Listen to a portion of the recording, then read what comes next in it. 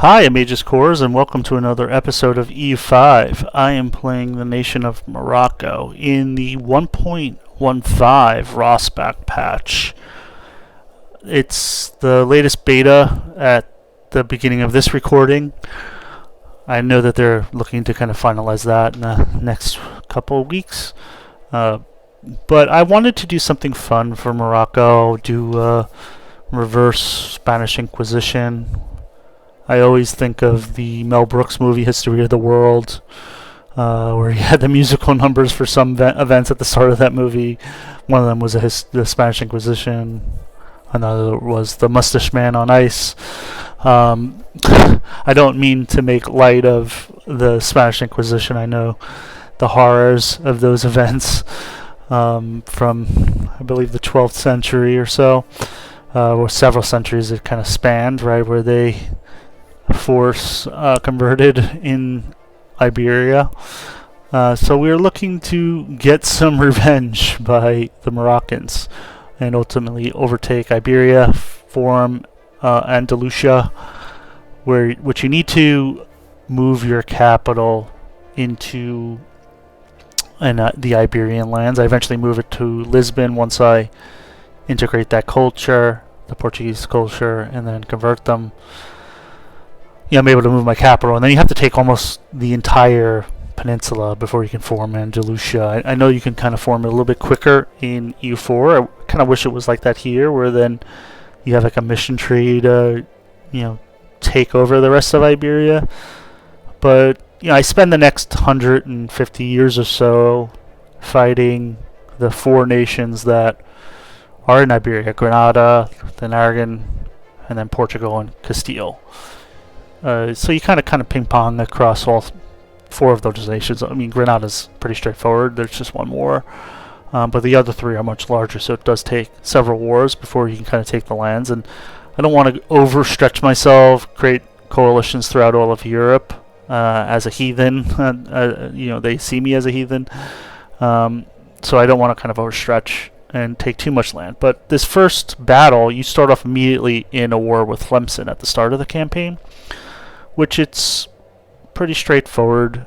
It's they have two forts that you have to siege down. I'm able to bring in Tunis as an ally, and they transfer all the territory over to me as an occupation. So I just completely annex them, create a bunch of vassals, and get ready for the next set of wars with the Iberian Peninsula. So siege it all down. There's not really a coalition. Not too many people are concerned, other than Tlemcen, who's going to be gone, and some of the Tunisian vassals. So no coalition kind of forms. My first parliament, I actually overtake Granada in that first war. I was having issues with my recorder, so it didn't record that, but it was over in a blink of an eye. As you can see, it's 1340, and I already finished that war. So they didn't have any forts. I just kind of ferried all of my troops over and sieged down the capital provinces, and the war was over in the blink of an eye, so to speak. So I took it all over, created two extra vassals into the Iberian lands, and now I have a foothold to ultimately springboard my attack into the Iberian lands. And then as the new tech comes, obviously I take Diplo. Kidding. I took admin. It is still the king in terms of being the better of the three for that first one. So I wonder if they'll eventually change it to make it more enticing to take something other than admin. But just the proximity and all of the religious CBs just makes more sense as Morocco to choose that, to allow yourself free CBs against all three of these nations in the next 100+ years. Right, everybody that you're going to come across in Europe is going to be the different religion now that Granada is completely gone. So I take three provinces from Aragon. Don't want to stretch myself too far, and then ultimately piece them out, and then a coalition forms immediately, and Castile attacks right at them, and Portugal created a coalition against me, and they attack almost immediately. I think other nations might have joined, maybe even France, if they just were a little bit more patient. but they had overwhelming numbers, at least in terms of their view. But because it's a coalition war, I'm able to keep all of my troops on my side. I don't raise my levies for a little bit just because I just got out of the war with Aragon, so I'm waiting for that to recover a little bit. They eventually shepherd their troops over, and because they only have a certain number of ships between myself, my vassals, and Tunis, who's in the war as well, we're able to kind of quickly disperse of those troops, right? They kind of can't reinforce together. So even though they have overwhelming numbers and overwhelming navy supremacy, because the goal is for them to siege down my capital, I'm able to just kind of play on the defense, let them siege down my vassals, ruin that land, and protect my home territory. And because it's a coalition CB, it's all about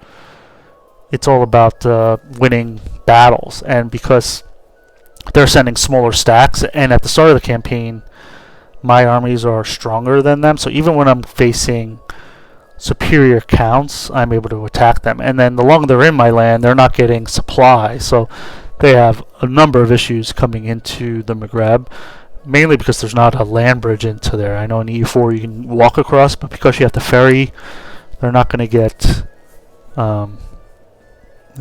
get any supply towards their troops.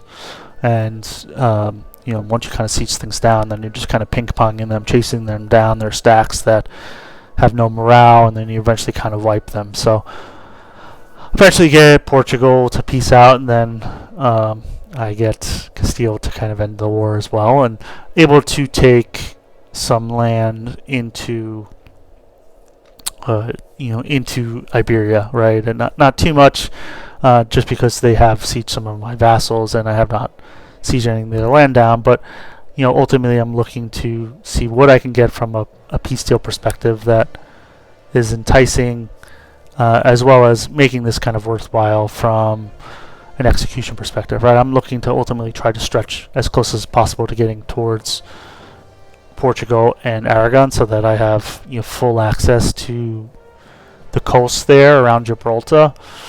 I'm not able to take too much from like the war score perspective, but getting it over 60%, I'm able to get some of the war reps in cash in a couple of provinces, not stretching myself out too much from a antagonism perspective. And eventually they lose all of their troops and they don't have any levies left. So myself and Tunis is able to send some of the troops over, start to siege some things down, unsiege some of my vassals, and ultimately get a peace deal that I feel I'm trying to kind of stretch, but it's I'm only able to take a couple of problems. Morocco starts off with 2 cities already in their territory, so you're able to form a governor in the southern in Marrakesh, which is helpful to kind of get a little bit more territory. You connect those lands with a road pretty easy enough for a couple hundred ducats, and then you're able to get a little bit more control in the bottom half of your region, which makes sense, right? You're not going to be able to move your capital or create a governorship in Iberia for quite some time, so it makes sense to create Marrakesh as that first governor to exude a little bit more control. And then down the line, once you can kind of create better roads and better ability for proximity, you'll be able to kind of move those elsewhere. Especially when you move your capital, you'll lose that governorship anyway. So that leads us to the next war with Aragon, right? They still don't have any allies. As you see, Tunis is willing to come in almost immediately. I was always worried about any of these nations picking up like a France as an example as an ally, especially as I start to make them weaker at the start. So ultimately, I'm trying to block France from blobbing south in any of those nations. As I weaken them, I don't want France to kind of swoop in and take land, and now all of a sudden I have to fight the strongest European power just to take like some of the northern Iberian lands, right? So luckily that doesn't happen in this campaign. France is actually somewhat weak, or weaker than normal. They take all of the English lands in a war, And then I think they also take some of the Netherlands and some of the lands over there in Germany, and the coalition forms against them. So they have a little bit of trouble getting off the ground at the start of this campaign, which was pretty timely for me, right? Sometimes they're a little bit more aggressive and take some of the Aragon and Castilian land I've seen in past campaigns, but they never stretch themselves there. And then in the coalition, they actually lose, not Gascony, but I think it's they lose some of those Gascon lands as they're forced to release them in that coalition, which they don't reverse for like over 100 years or something like that. So it at least kind of creates a natural border with Castile where they won't kind of attack them. And then with this war, it's just all about sieging down the various number of forts that they have. And then once you kind of siege that down, it's pretty straightforward, right? So it's like, how can I continue to blob, create more vassals in Iberia? I don't intend to try to core that, especially with it being different religions. I can much easier make vassals, force them into my religion, then force them into my culture, and then ultimately annex them down the line. That'll be a lot more simple than trying to do that all myself. And then with the conclusion of this campaign, I tried to isolate their capital of Barcelona, which just kind of weakens them for future wars. And here you can kind of see what I was talking about before. France is in that pretty heavy coalition, the anti-France coalition, which forces them to release Anquetin, who does eventually ally Castile. I think that's also probably why they don't attack Castile, just because the two of them might be stronger than they can stomach from an early game.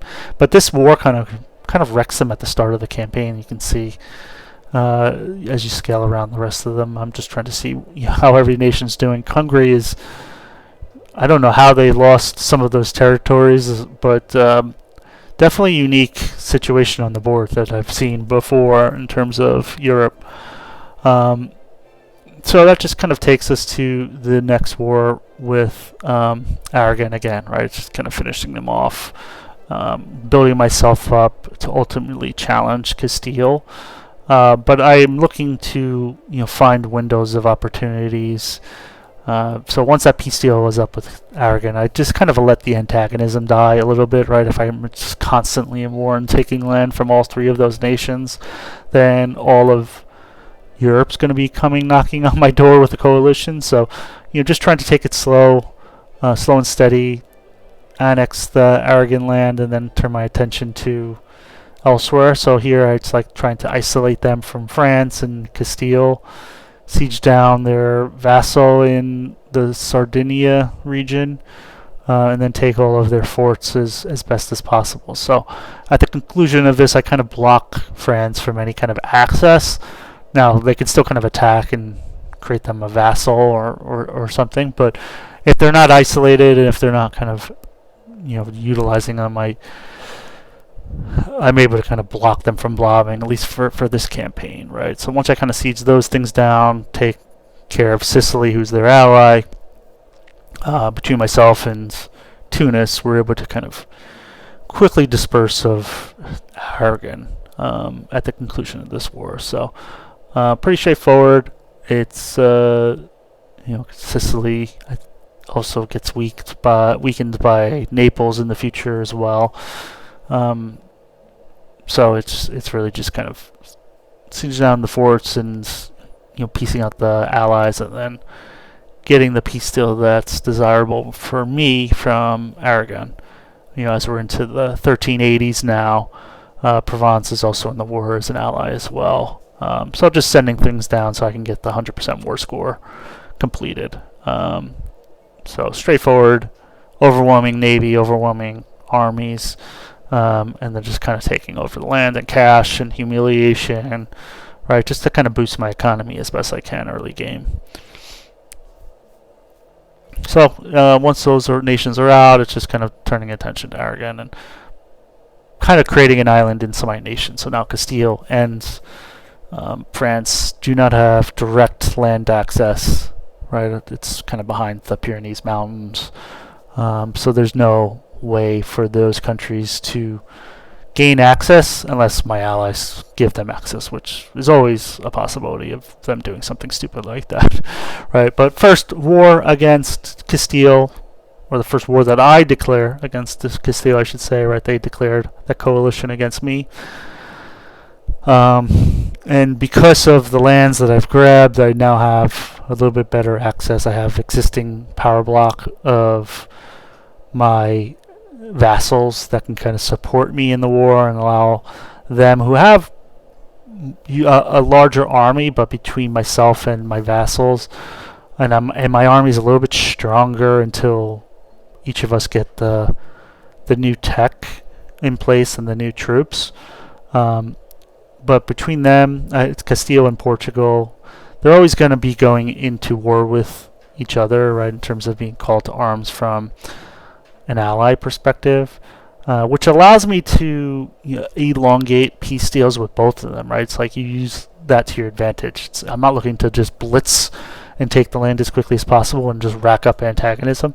I'm looking to take as long of peace deals as possible to elongate the time when I have to go to war with them again and shorten the possibility of a huge coalition joining against me. So it usually is just a 1 versus 2 against these nations, and the first set of wars are a little bit more tricky, but as you start to take more and more land from them, it becomes a little bit easier, right, to siege everything down, completely wipe their armies, get Castile and get Portugal out of this war, take some of their cash. Doesn't make sense to kind of take any of the land from them as a non-co-belligerent.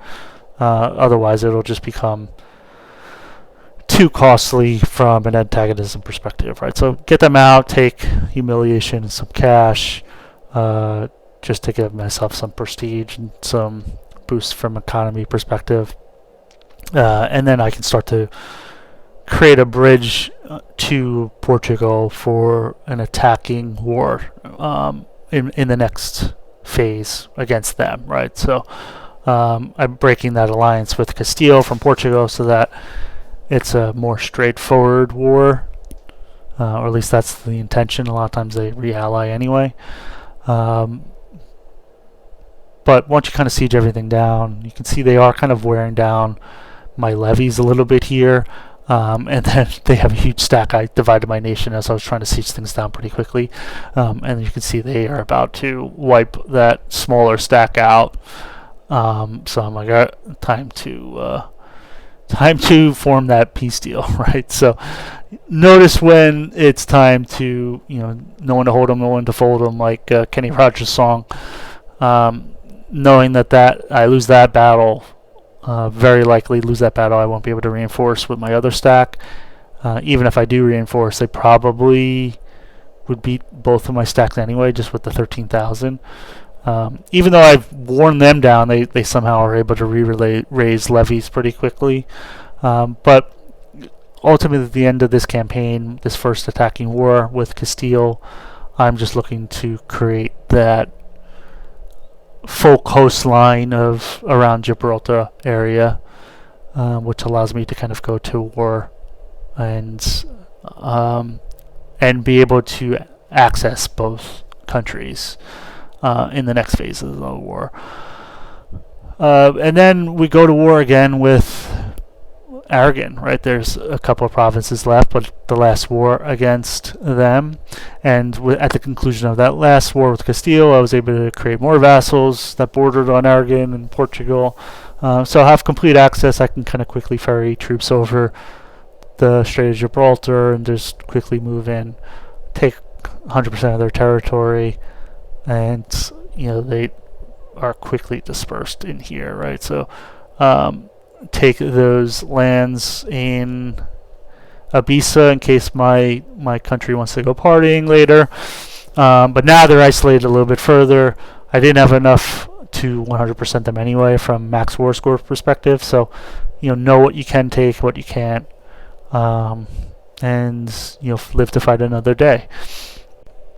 In the previous war against Castile and Portugal, I forced Portugal to break that alliance with Castile. Still have that peace treaty with Castile, so they are not able to re-ally with each other, and make pretty short work of Portugal, right? And ultimately just looking to get some of the southern provinces to continue to push into further Portuguese territory, create some vassals in the southern tip of Portugal. I'm integrating some of the vassals immediately near my capital that I created with Tlemcen, and starting to convert some of the Iberian countries to my culture and religions.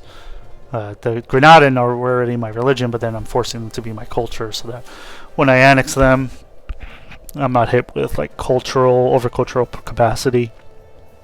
And then it's time to kind of go to war one last time with Aragon, with the peace treaty there.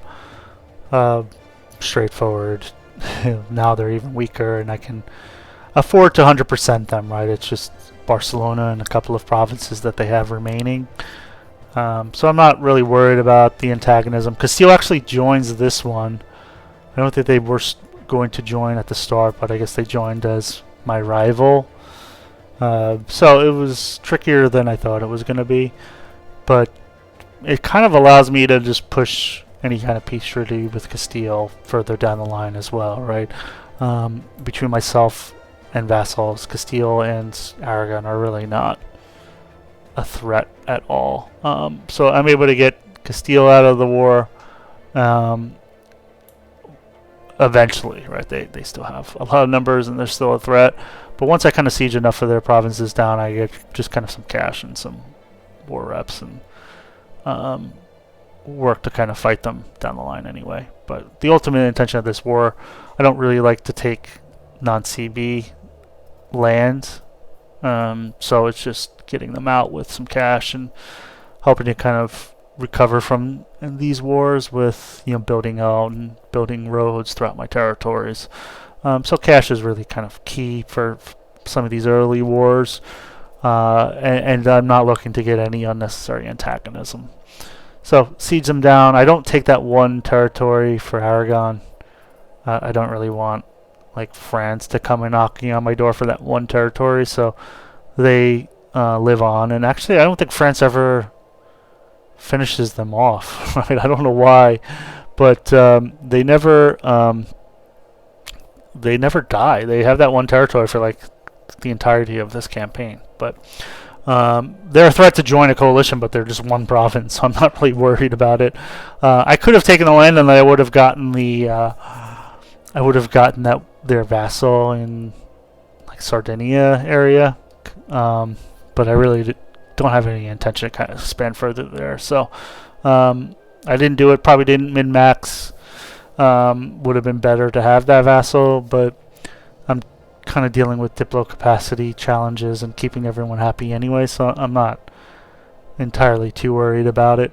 So now we're at war again with Castile, war number 2, which is again straightforward. They're a little bit trickier at the start, right? They get easier as they kind of go along. Portugal comes into this war eventually, and able to siege them down pretty quickly, right? They have 2 forts still, one Lisbon and the other a little further north, but I don't think you have to siege even both down. You see they only have about 3,000 levies, so kind of wipe their troops, sit on their capital, siege a couple of things down, and then kind of get them out of the war eventually.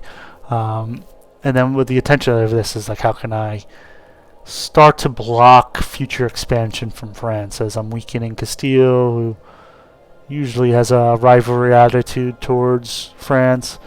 So I don't want France to kind of see them as an area of opportunity because of how weak they'll be at the conclusion of these wars. A lot of times they have like no troops left. So I'm looking at the campaign like, do I want to take more land from Portugal? And then I actually decide to, in this campaign, for some reason I don't think I took land, but I actually did. I think they kind of pissed me off how they weren't willing to kind of call out. So I think on this one I went against my own rules and just kind of took some land from them to kind of make it beneficial for my time. So I'll start to core that land so that I can ultimately move my capital into the region.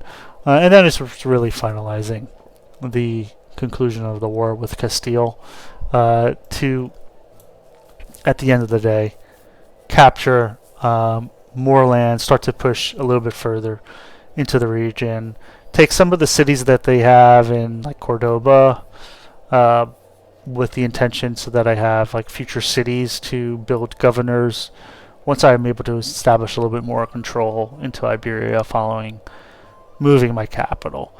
So they have a number of cities scattered throughout the peninsula at the start of the campaign. So just using that to your advantage, right? Like you can't do it until you've annexed and cored those lands anyway. But you can make use of those territories with like future governors, right? You only start being able to build one, but within future tech and age 3, you'll start to be able to build more governors, have a little bit more of an ability to play wide. So as you kind of siege things down, I usually just have 2 stacks and just use one to siege and the other to support, and quickly go to war and take over land and territories as we're moving into the 1410s, right? We're at war again with Castile. It's really just a rinse and repeat, right? They're still strong, so they you can't kind of go into it unprepared, but as long as you're timely with the wars, siege things down from Portugal, get them quickly knocked out of the campaign, and then just turning your attention to Castile, right? It does require a number of wars that you need to go to with Castile in order to take, and I don't take 100% in every war, at least at the start, right? As I progress a little bit further, I could be a little bit more bullish. I'm not as worried about coalitions at that point as I grow my power block a little bit stronger. But with the intention of this campaign, it's like, how can I start to block France expansion, as I mentioned earlier, right? I took over most of the Aragon lands, most of the lands around the Pyrenees Mountains. So they, at the conclusion of this, won't have direct access other than the sea, which is obviously always a threat, right? Like, it can still kind of naval invade France, who I think becomes the naval hegemon at the start. So they have a pretty strong navy. So that's still a risk, right? But if they don't have a land bridge, it probably is less enticing for them versus lands over in Germany and the Netherlands, which is a little bit easier from a war perspective themselves. As you can see here, we're back at war with Portugal. I think it's the second to last war with them. They still are quite large from an attacking perspective. I'm starting to build more of my standing army now in this campaign. So it's you can kind of use them to kind of siege things down and just be ready to attack their capital. They have a couple of allies in Provence, but if you just sit on the war score long enough, you can ultimately siege them down. And then Castile took some land from Portugal in a war. They had a war against each other simultaneously. So they took one province against them. So they're not going to go be allied with each other anytime soon, as they have land that is of interest to Castile now. So I've blocked Castile off from future blobbing. I don't want to have to take more territory than I need. But now I can go to war with Castile another time here as we move toward the 1420s. And this intention of this war was to completely isolate them box them in, make them an island within my nation and vassal nation. So I completely grab the coast of the country, right? You're stronger than all of those nations put together, but between Tunis, who comes over, it is more of that rinse and repeat. The hardest part of this is just getting all your troops over. But as I've built more of the standing army, I'm stronger than them. I have a stronger economy. I've weakened them down from a number of wars, but they do have a lot of forts, so they can sometimes catch you off guard if you get a little bit more aggressive. My vassals send their troops off to death, even though you put them on supportive. I don't want to keep them on defensive because then they never leave their nation, but I wish supportive was just like staying around my stack of army, so that they don't just get completely wiped. But when they do attach to my nation, then I'm able to kind of quickly make mincemeat of Castile. So as you can see here, I just kind of create that natural border surrounding the nation, and then it kind of blocks their army, their navy. Right, they have not done any exploring themselves, either one of them. They haven't spread to like the Azores as Portugal, which like they have in EU4 at the start. So both of them are isolated to Iberia from a land's perspective. Right, the age of the New World has not yet started. Right, that's going to start happening in the next 17 years or so. Where the institution will start to spread, right? So create that peace deal, which is worthwhile to myself right now. It's pretty much just a race against the clock as to like how long this will take, right? Portugal, peace deal up, and this will be the last war against them. I have my standing army ready to attack their capital, siege that down, split the army, and siege down the rest. Right? They have nothing from a levy perspective that's a challenge to even just my standing army. I don't even need to raise my levy for this war, and it's just a matter of sieging down their capital. Provence is in the war itself, but I don't even have to go over there because once I siege down their capital, they're willing to peace out the deal, and I take all of 3 of the remaining provinces. And now I have completely wiped Granada, Aragon, and now Portugal from Iberia, right? And it's just a matter of attacking Castile. And the Castile War is straightforward, right? I'm going to skip really quick because there's about 5 more wars against Castile, just based on the sheer size of them, right? Here we are in the 1428, and it's really all about the same, right? So I'm quickly going in 20 speed going through these wars. Phase 1, it's just continuing to push, and I create more vassals, or I give more land to the vassals in the north to kind of finish them off to having larger blocks of land, and then siege for myself. So I don't want to create too many vassals. I want to make sure that I have enough land to ultimately form Andalucia once I move my capital. So I'm taking that land for myself. I have to kind of annex them. So you're kind of annexing almost the entirety of this campaign. All 3. Eventually you get a 4th cabinet member as well, and you're just kind of doing all of that. And then once you kind of form Andalucia, you'll be able to get an empire, get an extra cabinet seat as well, which will only help to both annex and assimilate and convert some of the nations from a cultural perspective. And I'm doing that with the vassals that I have surrounding Iberia as well. I'm forcing them from a culture and religious conversion, which pisses them off. You allow that tick to down, and then you kind of do the culture, and then you move to the next nation as you're annexing those nations, right? So I didn't need to kind of go into depth of all of these. I'm trying to ultimately isolate them, block them, creating more of a splitting up their nation, which just breaks them from an economic perspective. And the only real threat was like, do they pick up a strong alliance? I think they eventually get Saxony, which is an odd one, but maybe it was just from like a sheer size. You do get like Diplo range around this tech, so that's possibly why they got that alliance. I was just praying they weren't going to pick up a guarantee or something like that from France or an alliance. But that never happened.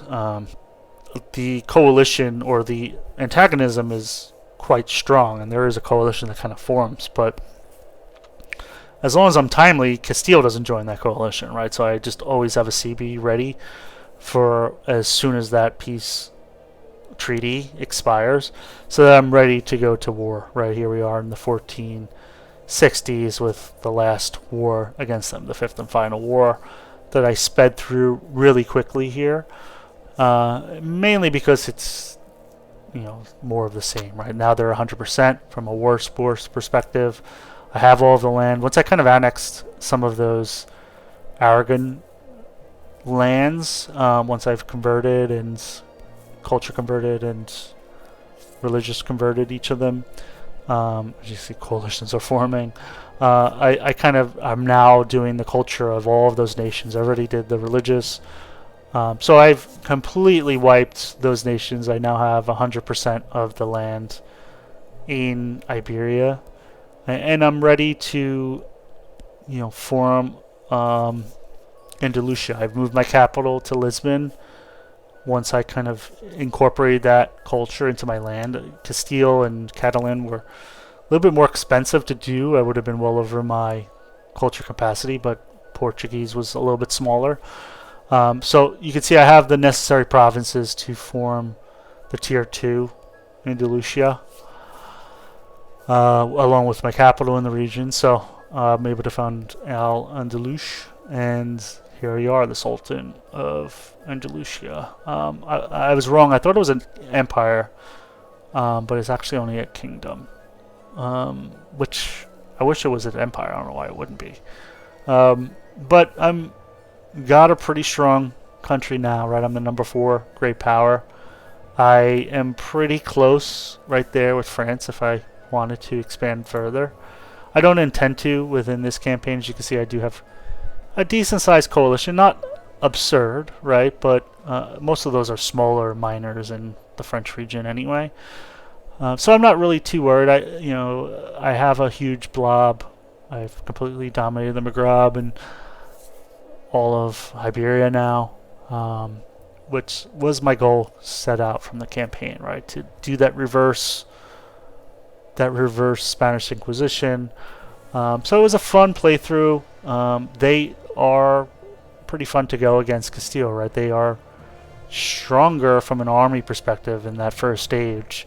So you have to kind of blitz them, weaken them before that second age, where Castile actually gets a little bit stronger than you, right? They have a little bit better territory that they can expand their economy. So once they can kind of consolidate some of their territories, build governorships, they would become a much stronger adversary. But with this campaign, I was able to annex them down, weaken them down, but all 3 of the nations in Iberia, and accomplish my goal. So hope everyone enjoyed this unique flavor with Morocco into the Iberian lands. If you like this video, please subscribe, helps the channel out, and give me some ideas and tips on where I can expand next and what other challenges you'd like to see moving forward. Thanks everyone for watching.